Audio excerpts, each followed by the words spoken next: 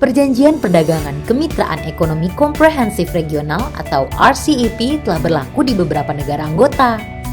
Sayangnya, Indonesia masih belum merampungkan proses ratifikasinya, sehingga keuntungan dari perjanjian Mega FTA tersebut belum bisa didapatkan.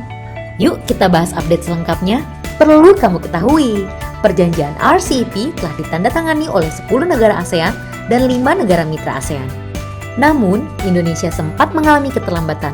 Artinya, pelaku bisnis belum bisa merasakan perjanjian perdagangan ini. Pada 5 Juli 2022 lalu, Kementerian Perdagangan RI dan Komisi 6 DPR RI sepakat untuk membawa RUU pengesahan RCEP ke rapat paripurna.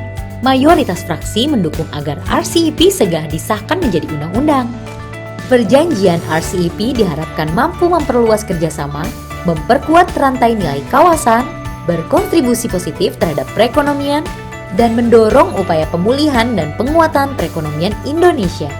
For your information, RCEP juga merupakan sumber dari 69,14% total impor non-migas Indonesia dari dunia loh, yaitu senilai 118 miliar USD. Pada 28 Juli 2022 lalu, Presiden RI Joko Widodo juga melakukan kunjungan kenegaraan untuk bertemu Presiden Korea Selatan Yoon Suk Yeol dan membahas beberapa hal seputar hubungan Korea dengan Indonesia.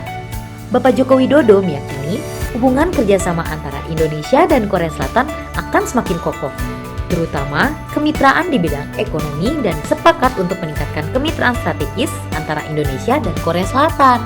Perjanjian RCEP dan IK-SEPA merupakan salah satu wujud keseriusan pemerintah dalam membangkitkan ekonomi. Lalu, apakah ada perubahan pada proses custom clearance atau sistem cukai lainnya apabila RCEP berlaku di Indonesia?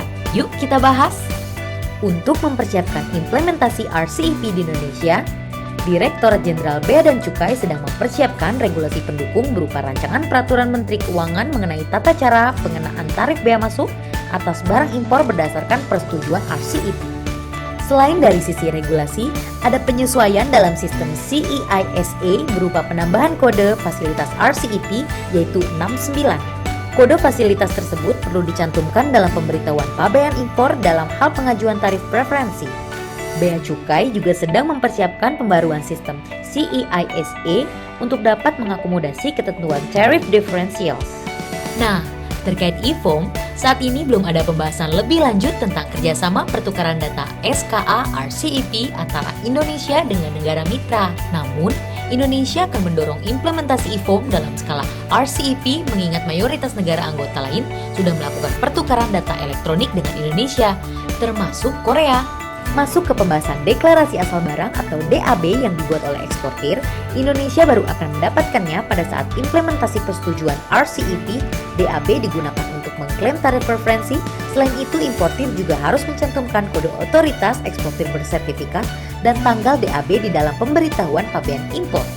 Perlu diketahui juga kalau Indonesia telah melakukan notifikasi kepada Sekretariat World Trade Organization pada 21 Februari 2022. Terkait status komitmen Indonesia di dalam WTO Trade Facilitation Agreement. Indonesia telah menyatakan kesiapannya untuk mengimplementasikan ketentuan TFA yang sebelumnya berada pada kategori B, termasuk Advanced Ruling dan Risk Management.